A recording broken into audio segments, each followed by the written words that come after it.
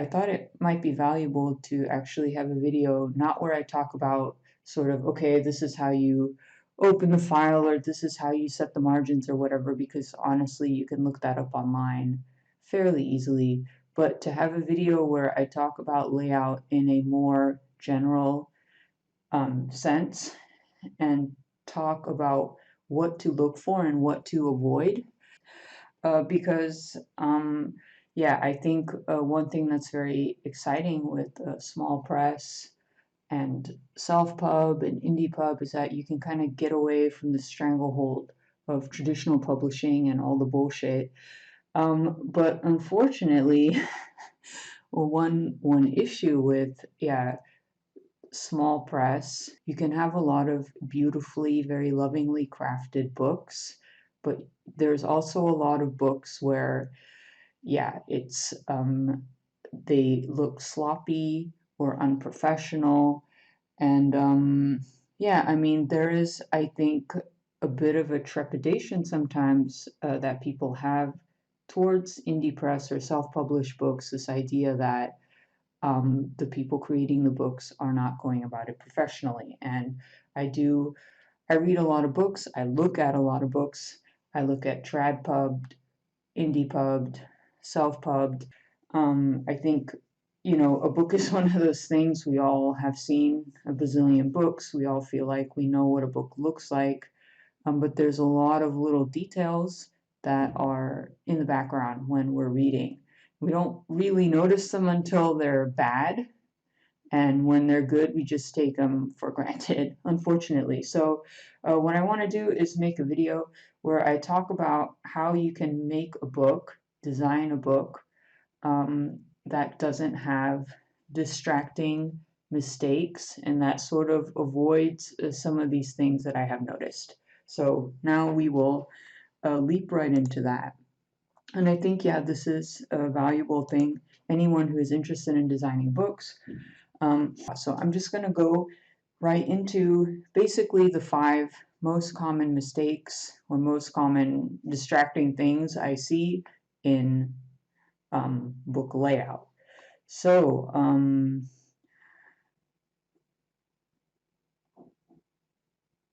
issue number 1, I guess I should call it an issue, is gutters not being wide enough. So I actually opened some things here. So this is a PDF of our book, Airy Nothing by Clarissa Pattern. So, and if you're ever looking at a PDF and you want to look at it as it would look as a book, I recommend going to View, Page Display, 2-page scrolling, and show cover page in 2-page view. Because otherwise, if you do say, if you don't have that, see, this is not how the book is actually would be as a book. And yeah, if you have it as single page, then it's kind of hard to visualize it. So show cover page in 2-page view. So this is our book, Airy Nothing by Clarissa. And you see, so this is the PDF. You see that there is a lot of space here in the middle. This area, by the way, is called the gutter. So one thing I notice, looking at something as a PDF is different than when it is printed, because when something is printed, it's sort of subject to the laws of paper thickness and book thickness, and that does affect how it looks. So when a book or when a page or PDF file looks perfectly centered, um, unfortunately, when it's printed, especially if the paper is thicker, so like a cream paper, or especially if the book has more pages, so Airy was close to 300 pages, then that can make uh, this information here, so this part of the text, will get swallowed by the spine, and it will look too close to the spine when you open the book, and it'll be distracting, and you kind of have to crack the spine of the book to read it. Yeah, it's not the end of the world. Of course it isn't, but it just doesn't look great, in my opinion, and it sort of detracts. And I've seen this, I've seen even books from like fairly big publishing houses printed where, in my opinion, the text was too close to the spine, so too inward. So my personal rule that I feel has helped a lot is to say when the PDF looks off center, so this looks off center, right?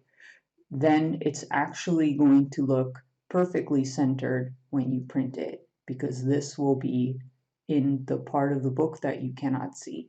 So if your PDF looks centered as a PDF, it will unfortunately appear to be too close in when you print it.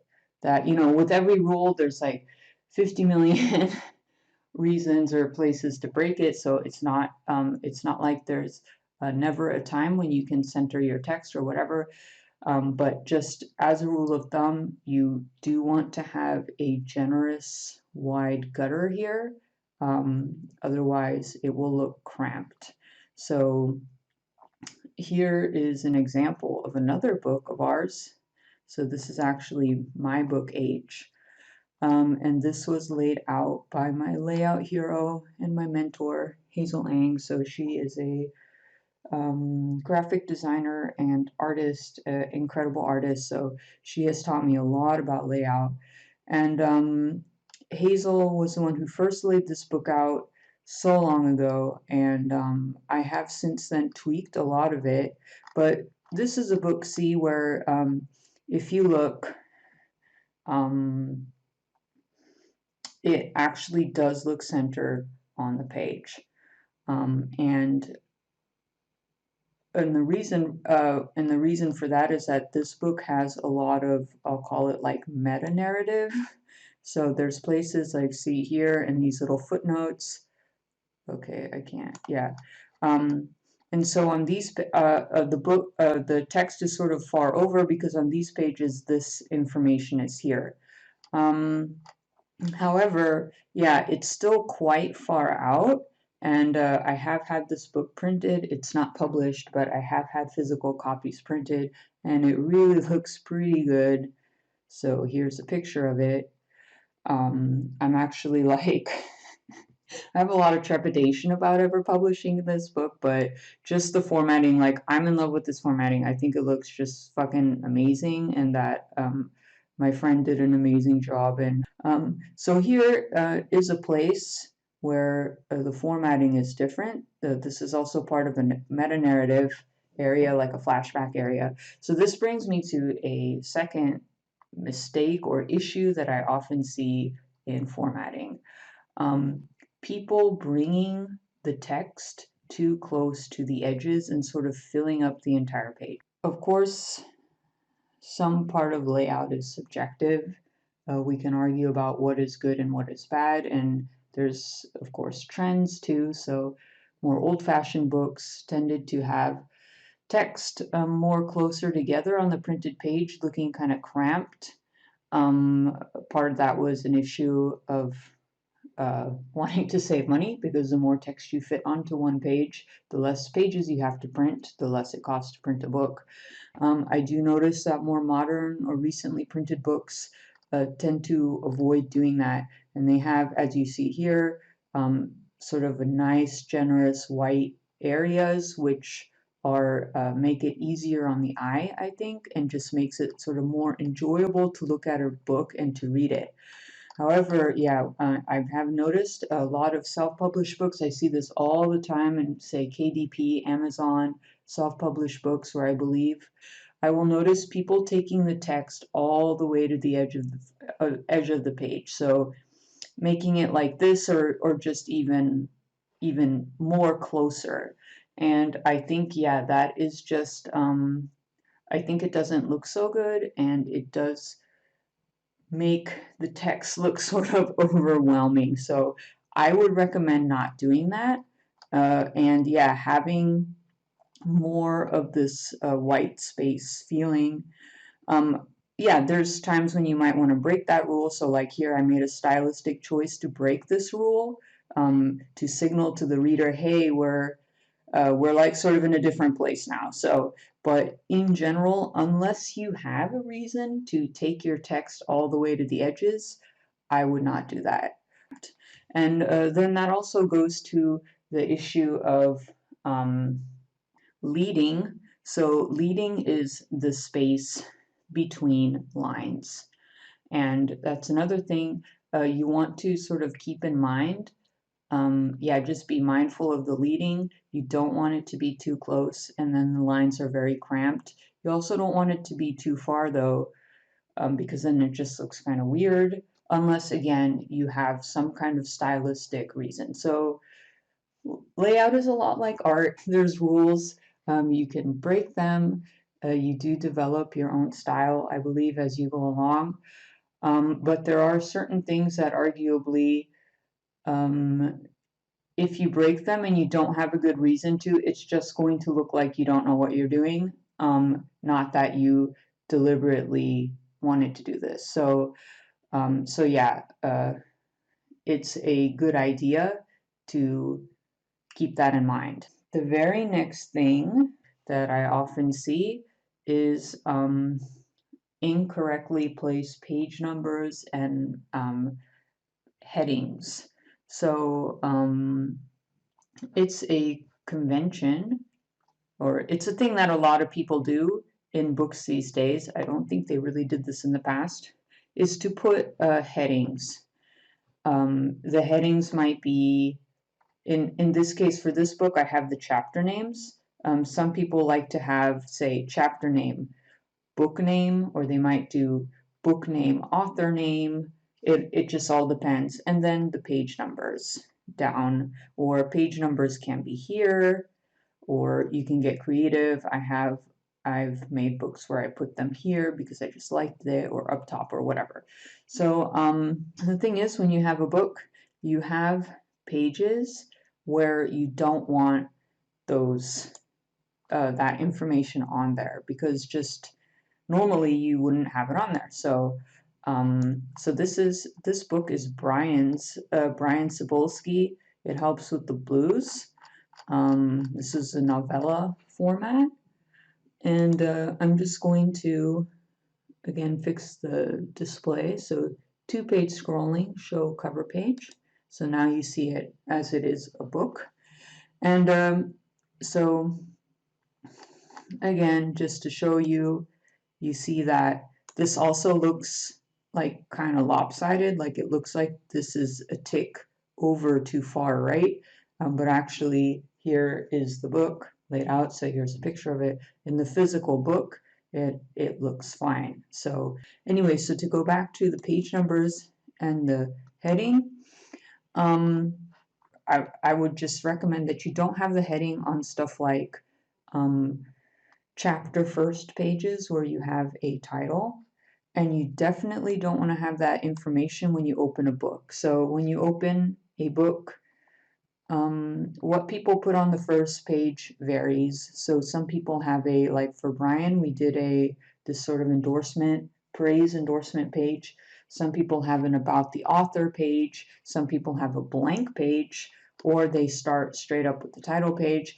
But what you don't want is to open the book and on these first pages to see that, heading information here, and to see a page number here or here, wherever you ended up putting it. So, and to keep doing that. That just looks sloppy, and it's not done. So you can, when you're designing your book, you need to make sure to remember to untoggle master pages, is where you control information that goes on every single page of a book, and you need to untoggle those pages for these, I don't even know what these pages are called, whatever the pages are that don't contain the story. So have that here, and then here I start with the with the page number, and you can play around with that. So this is, say, Clarissa's Airy Nothing, and a sort of fancy, this is a drop cap, so the big fancy letter is a drop cap. So, and on these pages, I made a decision to not have a page number and a header here, but I do have them elsewhere. So So make sure you're mindful of that, because yeah, it just looks like super goofy if you open the book and like here the header and the page number is there. Like you don't want that. The last thing that I notice that can be a problem is crooked formatting and bad formatting. So these are just sort of formatting snafus or stuff just not looking right. So say if, say if I have this, like let's say this Clarissa pattern information was sort of more over here, then that just holistically, since it's not centered, it wouldn't look good. Or say if, these page numbers weren't exactly mirrored. So if you want to make sure the information and things like this are mirrored, then what I really recommend, and this time I will actually go into InDesign, so document here. So this is Noema, the book that I just laid out. So when you're formatting your book, um, you can use guides and grids to make sure that information is correctly centered. And so one very helpful guide is you go to View and you go to Grids and Guides, Show Document Grid, and now it's not visible because the next thing I have to do is toggle on. So these are the views here. You have normal, preview, bleed, and slug. You have to toggle on normal. And when you do that, you can see this grid now. And the grid can help you center information. If you don't want to see that anymore, so you want to see how the book would look without these guides, then you just go here, screen mode, and you toggle it to slug. And now these guides are gone unless you hover over it. Another thing that you can use that is helpful, this is also see view options, so you can toggle those on and off there. Screen mode. Another thing that's helpful when you're making guides is if you drag your mouse, so you want it on the selection tool, the black arrow. If you click here into this ruler area, you can actually drag out a line. So see, actually now I see I'm not quite done with this book, so I just started laying out. But I see that this page number is arguably maybe not quite centered, and I can bump it over. I would do that by going to the, oh, where is my, there we go. Okay, so now it is centered. Oh, and I have some weird shit down here. We are going to delete that. Okay, so now it's centered. I mean, this was like literally a millimeter off or whatever, but I've seen like quite egregious, like the number is just straight up not centered. So you can use these guides, and if you want to get rid of them, you just say, oh wait, how do I get rid of the guide? Kind of click on the guide, and then you can say delete all guides on spread. And you can also do it from up here. So just put your arrow into the ruler area and then click. So it's a left click and hold, and then you can just drag that anywhere. Kind of riffing off of this is like formatting. So sometimes things will be incorrectly formatted. One way to sort of check, like, so if you're having a formatting issue, one way to check out what's going on is to toggle on show hidden characters. So I'm actually in the wrong view. I need to be in normal. So you need to be in normal view. I'll turn off the baseline grid so that it's not, or document grid so that's not super distracting. So you go to edit. Is it edit? Sorry guys. No, it's type. Type hide hidden characters, show hidden characters. And you toggle that on, and then that will show you what is creating spaces in your document. And so this book is actually, yeah, it's a well spaced, like everything's like sort of okay. But these symbols show you, so these are all paragraph returns. But sometimes, a space looks like a space, when you don't see the hidden characters. But sometimes what you have isn't a paragraph return, but just say like tabs or something, and that can cause formatting to look off. So if you're not quite sure what's going on, one way to figure out and fix it is to toggle on these extra characters or hidden characters. Now I hide them in the problem area you're having, and then that can sometimes show you, oh, okay, what I thought was a line break or whatever is actually like spaces or tabs or whatever. So then you can erase those and you can put in the type of spacing that you actually need. So, okay, so I realized actually that there was one more pretty common issue that I wanted to talk about.